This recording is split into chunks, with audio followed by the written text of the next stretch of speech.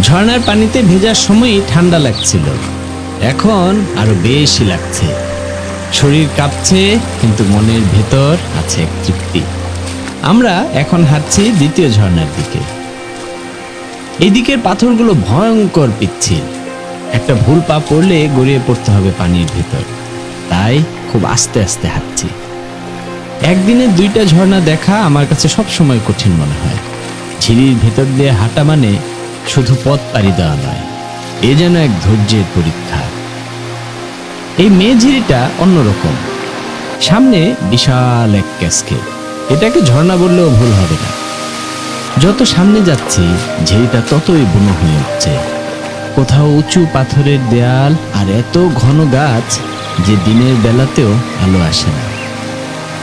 চারপাশে শুধু পানি বয়ে যাওয়ার শব্দ, পাখির ডাক আর নাম না জানা পোকামাকড়ের আওয়াজ, সব মিলিয়ে এক অদ্ভুত নীরব সঙ্গীত। ঘণ্টাখানেক হাঁটার পর পৌঁছে গেলাম সে অপূর্ব আর রহস্যময় ঝর্ণাটায়। আমি ভেবেছিলাম ছোট একটা ঝর্ণা হবে, কিন্তু না, ঝর্ণাটা বিশাল। অনেক উঁচু থেকে পানি নেমে এসে নিচে তৈরি করেছে এক বিশাল প্রাকৃতিক পুল। স্থানীয়রা একে বলে খুম। এই খুমেই নাকি থাকে এক মেয়ে।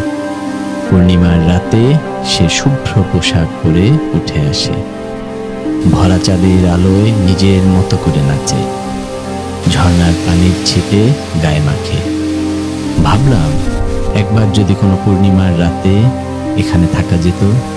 ওইটাকে না দেখলেও ক্ষতি নেই, চাঁদের আলোয় এই ঝর্ণাটাকে একবার দেখলেই জীবনে অনেক কিছু দেখা হয়ে যাবে। সন্ধ্যা নেমে আসছে, আকাশে মেঘ জমেছে, বাতাসে কেমন যেন এক ঠান্ডা ছোঁয়া।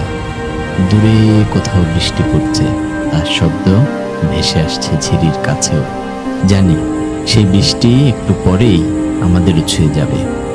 আমরা ফিরছি ধীরে ধীরে, কিন্তু মনে হচ্ছে এটা ফেরা নয়, এটা অপেক্ষা।